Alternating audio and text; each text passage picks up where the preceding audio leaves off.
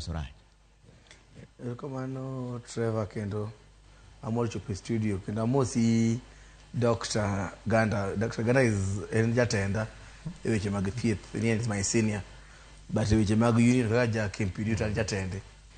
To wan union ni onowacho adiera kwa gore ne jopiny. Ng'eni Dr. Ganda bende en senior nato gene otiyo e sirikal mar county.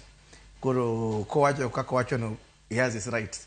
To kaka wacho, I have my right to agene jopiny ka uno piny to madakteche ariyogi kowacho mopogregi mitakwa dhi bedo kod fees kaka Kempini wanto wapingo wachano to wendo chako pinge almost 1 year now kare pod iloso sheria no e bunge nikech nitiere ng'ikruok mane waneno, nitiere fuok mane waneno ma up to now pok nolosi ma ne en wichkuot maduong' nyoro kwano ka MPs mag committee ema chako penjo waziri manyore kano yier ni opuonji gi tiji kaka SHA tiyo to gine mane gi approve law kane which law did they make, regulations gine mane gi approve, which regulations did they make? Just shows you ni kane gitamre winjo stakeholders no dhi nyaka court basani one court of appeal to challenge some of the few issues. Yes, it's very good kendo that director Robert ni SHA odoko pesa piny minimum 300 from 500. But let me example. Already kwa chako safari mar weche mag thieth piny ka wachako gi weche mag tin kuaminiana kuma diera. Get that? Wachako kwa yie gi sirikal NHIF bende nigi corruption. So ng'ani biro ni nitiere mtokni ariyo, nitiere ji ariyo e stage kae. Ng'ata chielo keto matatu muneno ni 500 nyaka Nairobi. To njeng moro ka bibiro ni kae ni endo 300 nyaka Nairobi kata gari pok ineno. To last week wenjo loko ji kamano. So do you want me to believe if yes you have lowered it, the issue about contribution. SHA is just one of the pillars of universal health coverage. Ni thieth ma onge ng'ama yudo dhier kata midekre ka oyudo tuo to en thieth ma ibo yudo yedhe te miyudi koyudo kamidhieno to en thieth ma kata dhier kata ng'ama nigi pesa yudo thieth maromre. Kwa penjere sani ni kauno kata kipenjo Kisumu ka penjo mamana ka en Paponditi ni ka ngodhi hospital Paponditi kacha oseng'ado SHA kendo osechulo pesa no 300 no bobo yudo yath, bobo yudo picha. But more importantly, bobo yudo daktari mabo thiedhe kuseni pesa ming'ada ng'ada to kumodhi onge gima ji ong'eyo. Mane ma Kempini has been asking dakulos system ng'isi ji wagero hospital, wakelo yedhe, wandiko dakteche. Kuro mondo program no endelea wadwa manyo kodwa finance. Kendo jo setimo research all over the world.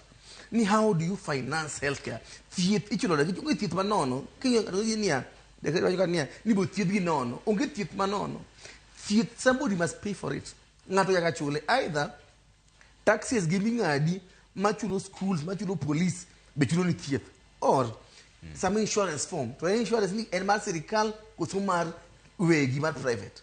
In this case, how are we financing our healthcare system? Makosa maduma timo mokwongo.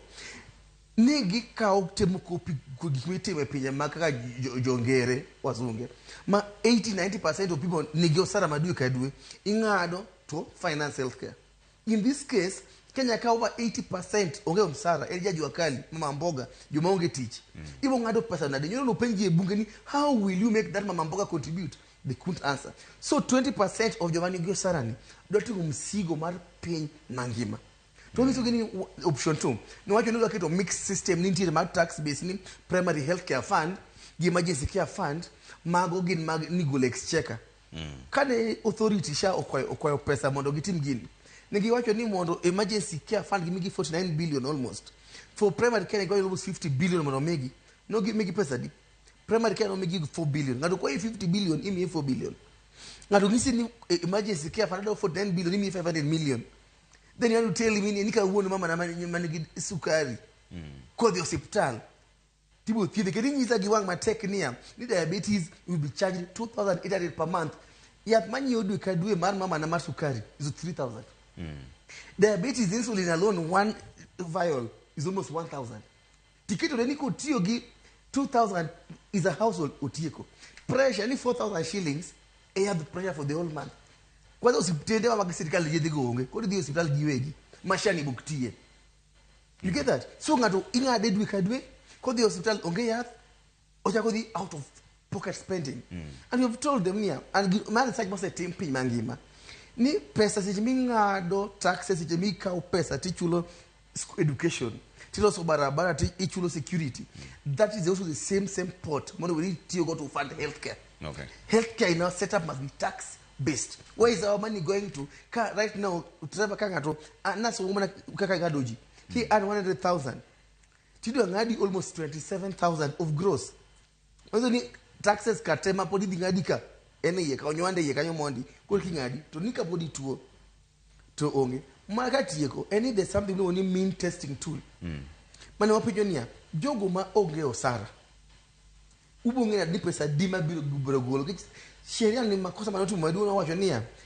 Ni gibro loto something ni mean testing atu bobire odi engineer. Ni ordini olosegi kidi. Kadoni olosegi loom, kadoni olosegi mabati. Ni TV ni yen Samsung koso ni smart Sony. Nito derini ogolo chak koso ko ikada piki. Ka wodo ka piki ungise ni golo sing me beach ni piki. Kinyi mtoko gwe kiri chiro ka tito ma piki oketre. Ibugolo pesadi. Or deri mane nyedo ne ogudo tuo moto ibugolo pesadi.